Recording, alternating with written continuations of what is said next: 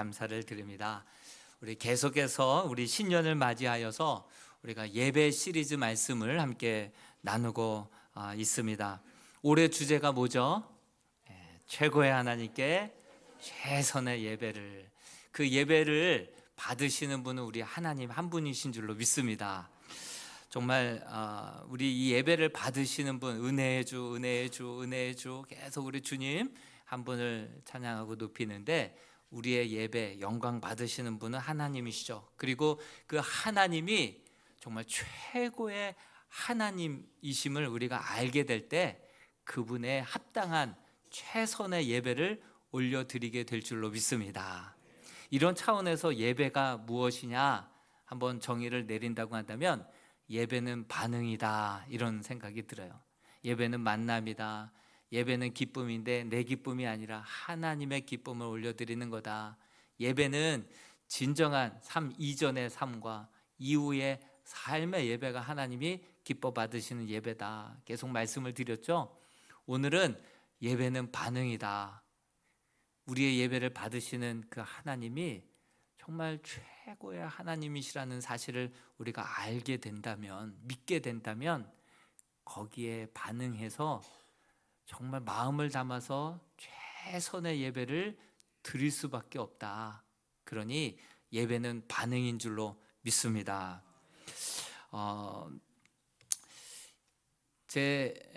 우리 매형도 미국에서 지금 목회를 하고 있는데요. 참 이민 목회가 참 쉽지 않은 것 같습니다.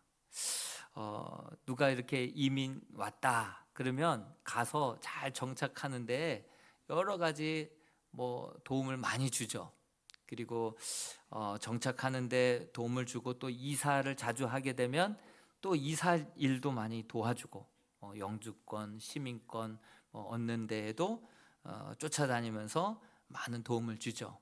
근데 그렇게 도움을 받다가 어느 정도 정착이 다 됐다 하면 이제 시스템이 잘 갖춰 있는 교회로 또 옮긴다는 거예요. 예? 그리고 그분들이 또 타지 생활을 하다 보니까 상처도 많이 받고 스트레스도 많이 받은 것이 그대로 감정이입 전이가 되어서 목회자들도 굉장히 많은 어려움들이 있다, 이런 고백을 들었어요.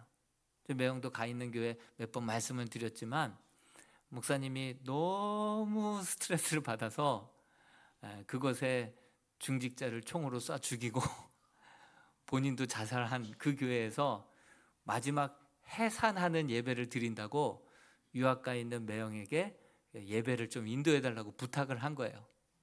그래서 마지막 해산하는 예배 들어보셨어요? 이 예배 드리고 해체한다는 거예요. 그 예배 가서 드리고 우리 좀 더 예배 드려봅시다 하다가 이제 쭉 오시게 되었고, 지금은 또 다른 교회로 옮기게 되었는데, 참 이민 목회가 참 스트레스가 많이 있는 그러한 목회 현장인 것 같아요. 어떤 이민 목회 하시는 목사님이 미국에서 목회 초기에 미국에서 이사 오는 사람들 때문에 주말에 이제 시간을 많이 할애해서 쭉 도움을 드린다고 해요. 근데 그 도움을 잘 드렸더니 소문이 나서 교회 교인이 아닌데도 전화가 와서 짐을 좀 옮겨달라고 하는 거예요. 옮겨주시면 또 교회에 또 등록할지 모르잖아요. 그래서 또 그렇게 가서 또 도움을 주고, 어느 날 이제 본인 성도가 이사한다고 해서 청년 한 명과 트럭 한 대를 빌려서 그 댁으로 갔는데 웬걸 짐을 하나도 안 써놨더라는 거예요. 이건 이삿짐 센터도 아니고, 짐을 하나도, 그릇이고 뭐고 침대 아무것도 제대로 쌓아놓은 게 하나도 없더라는 거예요. 너무 당황해서 그래서 2층을 다 하고 이제 짐을 다 정리해서 나가려고 했는데 한 방에 있어갖고 열어봤더니 택도 뜯지 않은 옷들이 그냥 가득 차 있더라는 것이죠. 나중에 이제 알게 된 건데, 남편의 폭력 때문에 남편과는 별거 중이고, 하나밖에 없었던 아들은 계속해서 경찰서 불려다니느라고 누구에게 제대로 사랑을 받지 못하다 보니까 그 공허한 마음을 계속해서 긁고 또 긁고, 그래서 쇼핑 중독에 걸렸던 것이죠. 그래서 택도 뜯지 않은 물건들이 가득한 그 방을 마지막 추려서 그래 짐을 챙겨서 참 토요일이지만 많은 시간이 걸려서 이렇게 이사를 하게 되었노라, 이런 고백도 들어봤습니다. 여러분, 아무리 많은 옷을 가진다 한들 사랑받지 못하는 그 공허한 마음이 옷으로 채워질 수 있겠습니까? 요한복음 4장에도 보니까 한 기구한 여인의 이야기가 나옵니다. 예수님께서 예루살렘에서 갈릴리로 가려고 하다 보면 사마리아를 부득불 통과해야 돼요. 그런데 유대인들은 사마리아인, 자기의 민족이지만 이방 나라들과 피가 섞여 있는 혼혈 정책을 통하여서, 아수르의 혼혈 정책을 통하여서 피가 다 섞여져 있어요. 그래서 거룩한 유대인들은 사마리아인들을 상종하지 않았어요. 피가 더러운 민족이다, 상종하지 않았었죠. 그래서 예루살렘에서 갈릴리까지 가려면 사마리아를 부득불 통과할 수밖에 없는데도 불구하고 이렇게 빙 돌아서 갈릴리로 갔었던 그때 풍습이 있었습니다. 그러나 우리 예수님은 남들이 다 가려고 하지 않았던 그 길을 내가 사마리아도 통과하여야 하겠는지라. 요한복음 4장 4절 읽지는 않았지만 한번 스크린에 띄워주십시오. 예수님이 하신 말씀이에요. 내가 사마리아를 통과하여야 하겠는지라. 예수님은 일부러라도 그곳을 통과하고 또 그곳에 정오가 되면 다른 사람들은 안 오는데 사람들을 피해서 물 기르러 온 한 여인을 만나기 위하여서 내가 사마리아를 통과하여야 하겠다, 이렇게 결심을 하고 그 여인을 만나려면 새벽부터 출발을 해야 되는 거예요. 밥도 거른 채. 그래서 제자들을 막 종용해서 밥도 거른 채 새벽같이 출발해서 마침 도착을 했습니다. 그리고 정말 심각한 얘기를 주고받으려면 12명의 제자들이 있으면, 두 눈 부라리고 있으면 어떻게 그런 심각한 이야기들을 할 수 있겠습니까? 음식을 구해오게, 자리를 피하게 해놓고 홀로 그 여인을 미리 와서 기다리고 있었던 것이죠. 물론 이 여인은요, 자기의 의지에 따라 자기의 발로 내가 우물가로 왔다, 이렇게 생각했을 것입니다. 그러나 우리 모두는 알고 있죠. 예수님이 이 여인을 먼저 가셔서 기다리고 계셨고, 이 여인을 또한 환경과 마음과 생각을 주장하셔서 부르셨다라고 하는 사실을 우리는 알고 있습니다. 우리는 주일 예배에 내가 내 발로 나와서 예배에 참석한다라고 생각을 합니다. 하지만 우리 주님께서 우리의 마음을 움직여 주시고 환경과 발걸음을 움직여 주셔서 우리를 예배의 자리로 초대해 주신 줄로 믿습니다. 성경은 분명히 이렇게 말하고 있어요. 요한복음 6장 44절을 같이 한번 마음에 새기면서 읽어보겠습니다. 시작. 나를 보내신 아버지께서 이끌지 아니하시면 아무도 내게 올 수 없으니 오는 그를 내가 마지막 날에 다시 살리리라. 예수님이 우리 모두를 먼저 이 자리에도 먼저 와서 앉아 계시고, 또한 우리 인생 가운데서도 우리 주님이 먼저 사랑으로 찾아와 주셨기 때문에 저와 여러분들이 그리스도인들이 되고 저와 여러분들이 예배자가 되어서 오늘 이 자리에 나와 앉아 있게 된 줄로 믿습니다. 우리 주님께서는요, 100마리의 양이 있다 하더라도 한 마리의 양을 잃어버리면 그 99마리를 우리에 두고 나가서 한 마리의 양을 헤매시고 찾아서 돌아오시는 분이 우리 선한 목자 되시는 우리 주님이시죠. 탕자가 집을 나갔을 때에도 자기 발로 돌아온 것 같지만, 그러나 나간 그 순간부터 대문을 잠그지 아니하고 또 정상적인 삶을 내려놓고 항상 상거가 먼 곳을 초점 흐린 눈으로 바라보면서 이제나 올까 저제나 올까, 그러다가 아들이 돌아왔을 때는 허름한 옷을 입고 왔음에도 불구하고 아들인 것을 알아보고 상거가 먼데 맨발로 달려가서 같이 어금 마치고 정말 그렇게 환대해주고 영접해 주신 분이 아버지. 그래서 돌아온 탕자라고 이름을 붙이면 안 돼요.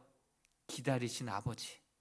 그 아버지 때문에 돌아왔어도 그가 반겨 맞이해 주시는 그 아버지의 품이 있었기 때문에 그가 돌아올 수 있었던 것이죠. 그런 주님이 이번에는 죽어가는 한 여인을 살려주기 위하여서 이 사마리아 우물가로 우리 주님께서 먼저 찾아가서 기다리고 계셨다라고 하는 사실입니다. 그래서 그 여인에게 먼저 이런 부탁을 합니다. 물 좀 달라고 합니다. 물 좀 달라. 그러자 유대인이면서, 보아하니 행색이 유대인인데 유대인이면서 어떻게 이 사마리아인에게 이렇게 물을 달라 할 수 있냐고 까칠하게 대답을 합니다. 예? 유대인들이 평상시에 이 사마리아인들을 까칠하게 대했기 때문에 반응이죠. 반응.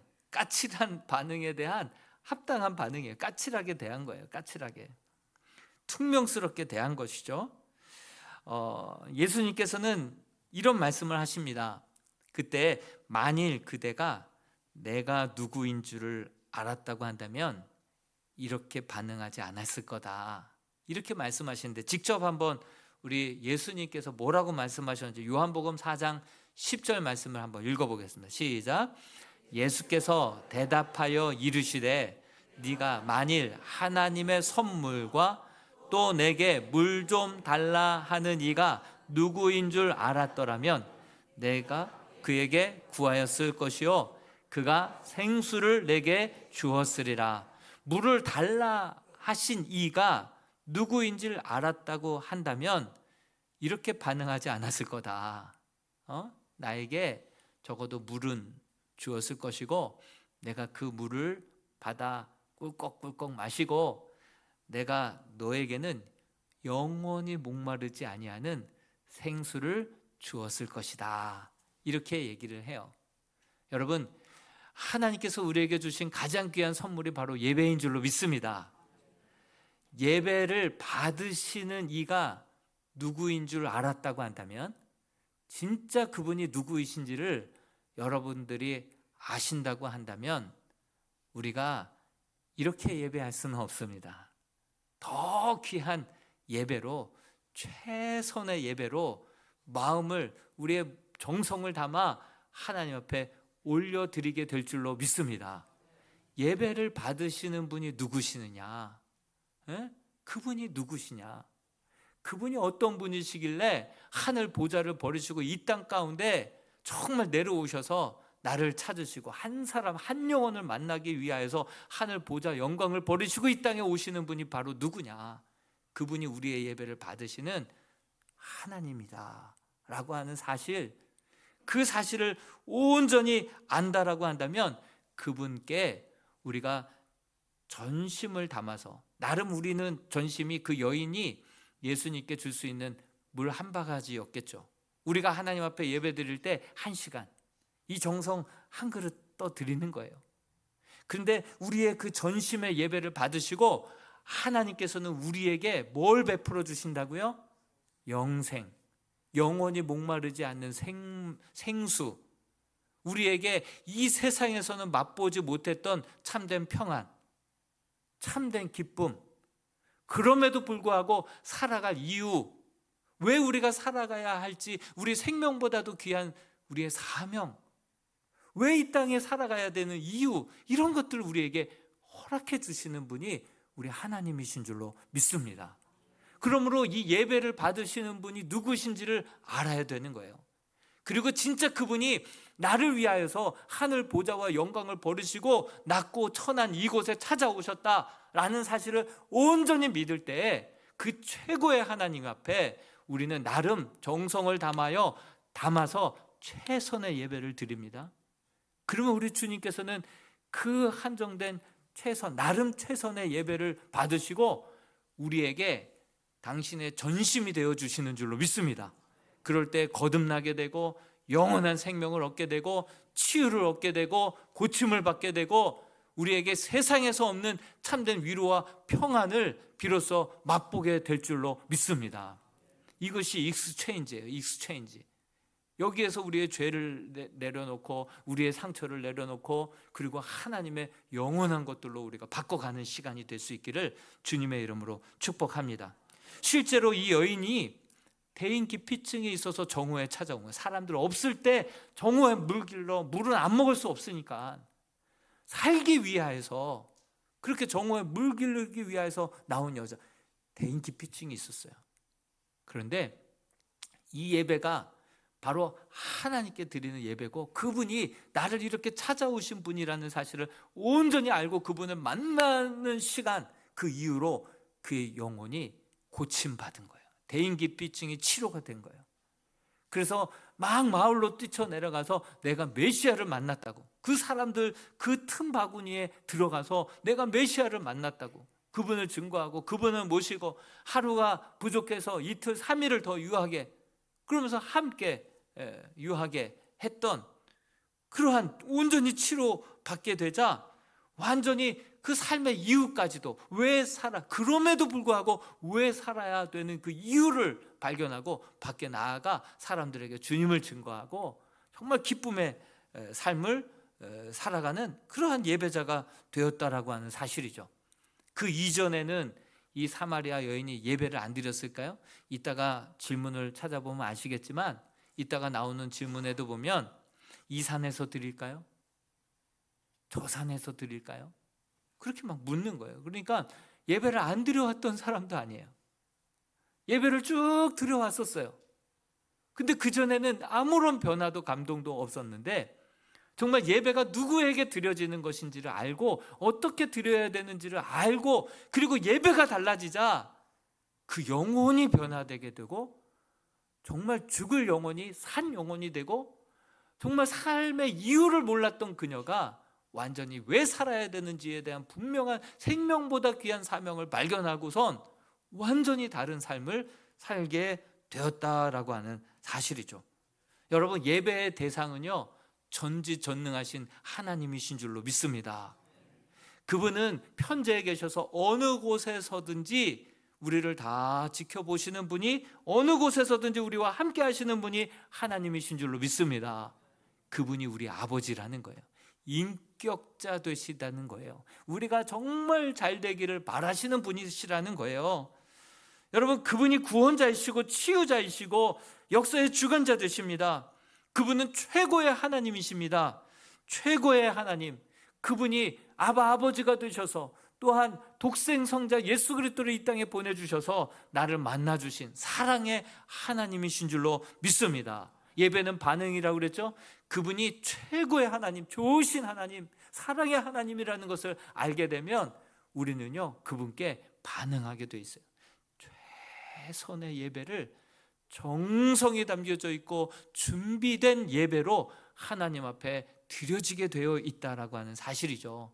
그렇게 드리는 예배가 우리를 살리는 예배가 되는 줄로 믿습니다. 우리를 변화시키는 예배가 되는 줄로 믿습니다. 세상을 살리는 예배가 될 줄로 믿습니다. 진짜 그러한 예배자들이 될 수 있기를 축원드립니다. 최고의 하나님은 그렇게 예배하는 자들을 찾으신다 말씀하고 있는데, 저와 여러분들이 하나님이 찾으시는 최고의 최선의 예배자들이 될 수 있기를 축복합니다. 이 사실을 모르면요, 설교를 누가 하느냐에 따라서 예배에 나가고 안 나가고 은혜를 받고 안 받고가 결정이 돼버려요. 어떤 목사님이요, 한번 몇만 명 나오는 교회인데 한 달씩, 8월달 한 달씩은 이제 안식월처럼 피정을 가셔서 개인적으로 기도도 하시고 또 집회도 하시고 뭐 여러 가지 자기를 돌아보는 시간 한 달씩 갔어요. 그런데 본인이 이제 피정 들어간다 이렇게 뭐 한 달 광고가 나가면 예배 인원이 몇천 명씩 줄어든다는 거예요. 몇천 명씩 줄어든다는 거예요. 그래서 어느 순간부터는 피정 얘기도 안 하고, 그리고 누가 설교한다 이것도 광고 안 하고 그냥 그렇게 해야 예배 인원이 좀 변동이 없다는 거예요. 그것도 알면 또 그때 때마침 같이 여행을 간다든지 또 예배 인원이 확 줄어든다는 거예요.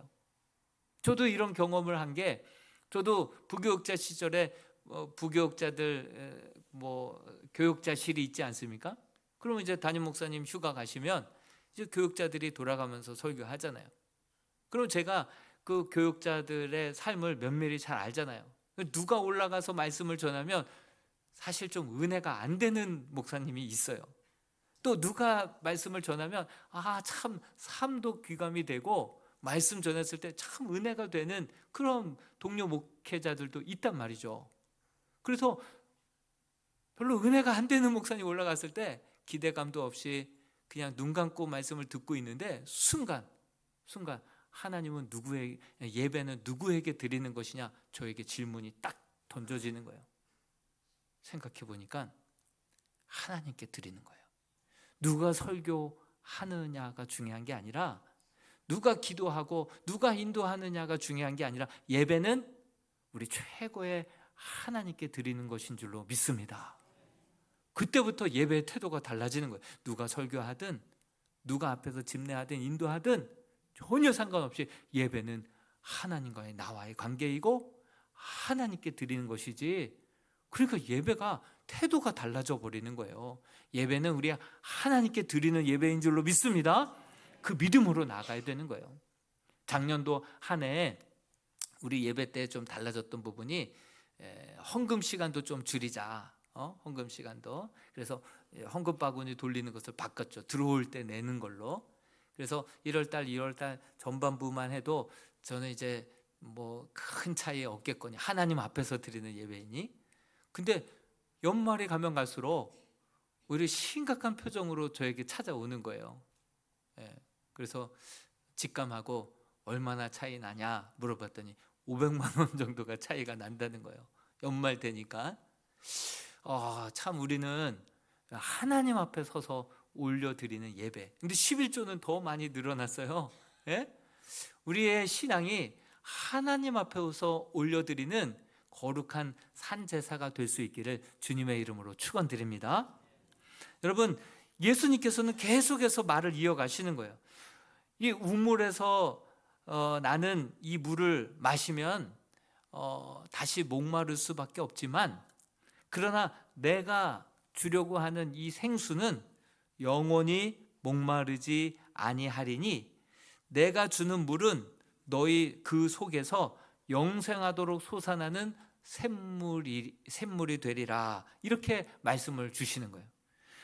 그 말을 듣자마자 이 사마리아 여인이 이 바가지를 떨어뜨리는 거예요. 충격을 받는 거예요. 그 물을 제발 나를 달라는 거예요. 주여, 호칭이 달라져요. 주여, 이 물을 내게 주소서. 그래서 제발 정말 내가 다시 목마르지 않게 해주시고 다시 물 기르러 이곳에 오지 않아도 되게 해달라고, 그렇게 간절히, 얼마나 싫었으면, 대인기피증이 얼마나 심각했으면 제발 이 물을 나에게 주셔서 다시 목마르지 않게 해주시고 다시 물 기르러 오지 않아도 되게 해달라고 간곡히 부탁합니다. 그럴 때 주님께서 화제를 싹 바꾸시네요. 화제를 바꾸셔서 가서 내 남편을 데려와라 그러시는 거예요.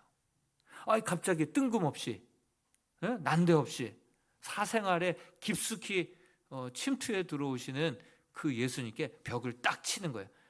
저 남편 없어요. 이렇게 딱 쉴드를 치는 거예요. 방어 기제가 딱 발동이 되는 거예요. 예수님께서는 왜 갑자기 물로 이야기하다가 갑자기 남편 주제로 바뀐 이유가 무엇이겠어요? 우리 주님은 우리의 중심을 다 들여다보시는 거예요. 그 여인의 깊은 목마름, 그 영혼의 목마름을 우리 주님은 알고 계셨던 거예요. 근데 이 여인이 그 목마름을 정말 이 남자로 한번 해결해 보려고 하고 또 저 남자로 해결해 보려고 하고, 그렇게 하다가 만난 사람이 5명이에요. 5명. 근데 지금 만난 그 사람도 영혼의 목마름은 해결해 주지 못하는 거예요. 아무리 목마르다고 해서 이 사람 저 사람 만나봐도 그것이 해결이 되지 않은 거예요.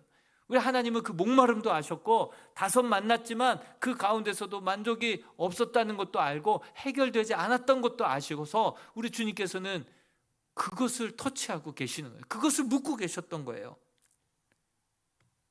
그러면서 18절에 너에게 남편 5이 있었고 지금 있는 자도 내 남편이 아니니 내 말이 참되도다. 참되도다. 이렇게 말씀하시는 거예요. 이 말은 뭐예요? 여러분들 알아듣기 쉬운 말로 그놈이 그놈이다. 예? 그 자식이 그 자식이다. 그런 말이죠. 예. 여러분, 이 이야기가 어찌 사마리아 여인만의 이야기이겠습니까? 오늘날 수많은 사람들이 이런 수많은 여러 가지의 다른 형태의 목마름들을 가지고 살아간다는 거예요. 그리고 그 목마름들을 해결하기 위해서 막 바닷물과 같은 세상의 물들을 벌컥벌컥 마시는데 마시면 마실수록 오히려 더 그 목마름은 더 깊어진다라고 하는 사실이죠. 파스칼이 이야기했죠. 우리는요 하나님의 형상으로 지은 바 되었어요. 그래서 우리의 심령은 정말 그 어떤 세상의 어떤 것으로도 채워질 수 없다. 만족할 수가 없다. 그 하나님의 형상으로 지은 바 된 우리의 영혼은 오직 여호와 하나님만을 제대로 만날 때만이 그 마음의 영혼의 목마름은 해결이 되고 그 마음의 깊은 만족함을 얻을 수 있다. 이것을 파스칼이 이야기하고 있지 않습니까? 그래서 우리 주님께서는 말씀하십니다. 누구든지 목마르거든 내게로 와서 이 생수를 마셔라. 이렇게 말씀하고 있는 거예요.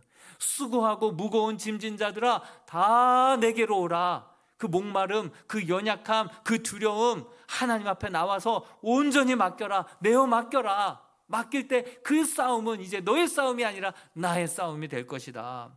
나의 만족을 위하여서 하나님 예배 드릴 때 하나님이 우리의 만족이 되신다. 여러분, 목마름과 이 문제의 핵심을 꿰뚫는 그 예수님의 답변에 이 사마리아 여인은 그분이 보통 분이 아니구나, 선지자구나 라고 직감했어요.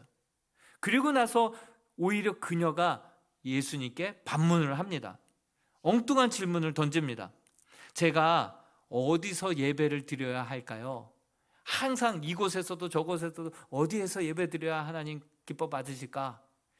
영상으로 집에서 예배 드리면 하나님 받으실까? 이런 그 궁금증들이 있었는데 저분이 보통 분이 아니다 생각을 하니까 예배에 대해서 어디서 예배를 드려야 하나님 받으십니까? 그리심산입니까? 아니면 예루살렘에 가서 예배를 드려야 됩니까? 그 예배에 관한 질문을 던집니다. 여러분, 이 질문을 보면 우리가 뭘 알 수 있어요? 이 여인이 예배를 받으시는 하나님이 어떤 분이라는 것을 아직 모르는 거예요. 이 질문을 보면 이 여인이 예배를 통해서 하나님을 만난 적이 한 번도 없다는 것을 반증하고 있는 거예요. 하나님을 만났고요, 하나님을 제대로 안다면요, 여러분 어디서 예배 드리는 것이 이거 따지지 않고요, 최고의 하나님께 어떤 상황이든지 하나님 앞에 최선의 예배를 올려드리는 자가 되는 줄로 믿습니다. 시간을 뚫고 장소를 뚫고 환경을 뚫고 최고의 하나님 앞에 어떤 수단 방법 가리지 아니하고 정말 하나님 나라 가는 그날까지 최선의 예배를 드리는 자가 될 줄로 믿습니다. 여러분, 이렇게 하나님 앞에, 최고의 하나님 앞에 최선의 예배를 올려드리는 저와 여러분들이 될 수 있기를 주님의 이름으로 축원드립니다. 이 여인이 가지고 있었던 모든 문제는요, 바로 여기서부터 시작이 된 거예요. 정말 하나님을 제대로 알지 못하고 제대로 만나지 못했기 때문에 목말랐고, 그 목마른 것을 세상의 다른 것들로 막 채우려고 하다 보니까 여러분, 문제가 100가지라 하더라도 결국은 하나님을 만나지 못했기 때문에 그 목마름을 해결하지 못한 줄로 믿습니다. 근본적으로 하나님을 인격적으로 제대로 만나고 그 하나님의 어떠한 분이신지를 온전히 알게 되면, 그리고 그 이후부터 예배가 하나님을 만나는 예배가 된다라고 한다면 진정 우리의 목마름은 해결이 되고 우리의 약함이 주의 강함으로 바뀌게 되고 이 세상에서는 맛보지 못했던 참된 위로와 평안으로, 영혼의 구원으로, 정말 확신으로 가득 차게 될 줄로 믿습니다. 우리의 생명보다도 귀한 사명도 발견하게 될 줄로 믿습니다. 이번에 동계 수련회 때에 우리 자녀들이 하나님을 만날 수 있도록, 만나는 예배의 현장이 될 수 있도록 간절히 기도해 주시고 사랑하는 자녀들을 그렇게 수련회 성경학교에 보내줄 수 있는 가정들이 될 수 있기를 축복합니다. 어디서 예배를 합니까? 이 장소가 중요한 게 아니에요. 장소가 중요한 게 아니에요. 대상이 중요한 줄로 믿습니다. 그가 누구인 줄 알고 그분을 만나는 예배를 드려야 되는 거예요. 그래서 우리 예수님께서는 이 여인에게 이 산에서도 말고 예루살렘에서도 말고 너희가 아버지께, 누구에게요? 아버지께. 아버지라는 말을 3번이나 하고 있어요.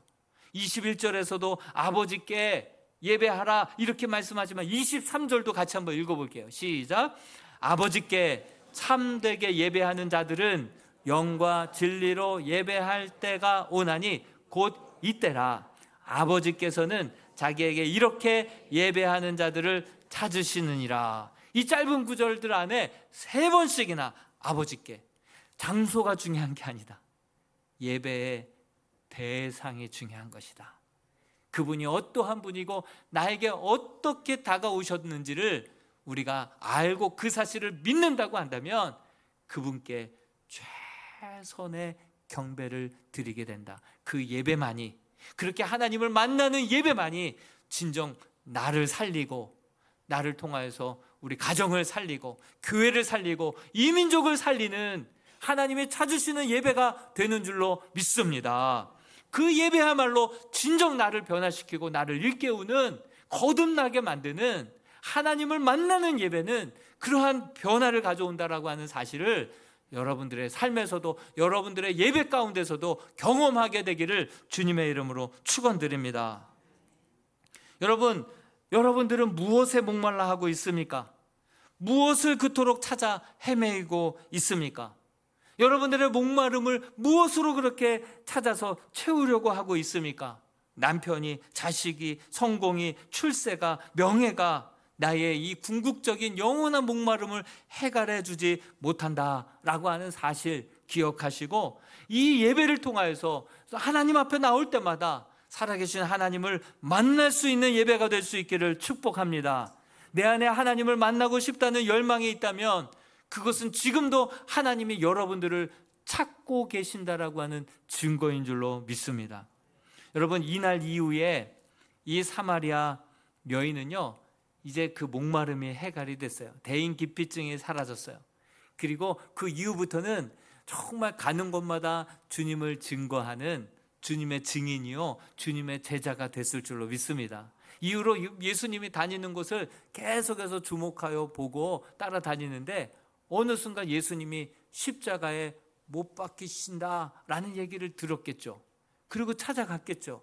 주님을 바라보고 눈물을 흘리고 있는데 주님의 입에서 이 놀라운 고백이 나오는 거예요. 내가 목마르다. 내가 목마르다. 아니, 나는 해갈됐는데, 나는 이 목마름에서 해갈됐는데 그것은 자연히 소멸된 것이 아니라 우리 주님이 가져가신 것이구나. 나의 목마름을, 나의 죄값을 다 짊어지시고, 정말 이사야서 53장 5절 말씀에 그가 찔림은 우리의 허물 때문이요 그가 상함은 우리의 죄악 때문이라. 그가 징계를 받음으로 우리는 평화를 누리고 그가 채찍에 맞음으로 우리는 나음을 받았도다. 우리 주님께서 나의 목마름을 가져가시고 대신 십자가에 못 박혀 돌아가심으로 우리의 진정한 목마름을 해갈로 영원한 구원과 기쁨과 참된 평안으로 삶의 놀라운 이유로 바꾸어 주신 줄로 믿습니다. 여러분, 채워지지 않는 목마름을 다 예수님께 온전히 내어 맡길 수 있게 되기를 축원드립니다. 그래서 내 영혼이 살고, 그로 말미암아 우리 가정이 살고, 그로 말미암아 우리 교회가 살아나고, 정말 이 나라 이 민족이 다시금 정말 제사장의 나라로 거듭나게 되는 놀라운 소생의 역사가 예배 가운데 있게 되기를 주님의 이름으로 축복합니다. 우리 같이 한번 기도했으면 좋겠습니다. 우리 한번 연주해 주시고요, 그 주약에 맞춰서 함께 기도했으면 좋겠습니다. 여러분, 사마리아 여인이 예배를 안 드렸나요? 계속해서 드려왔었어요.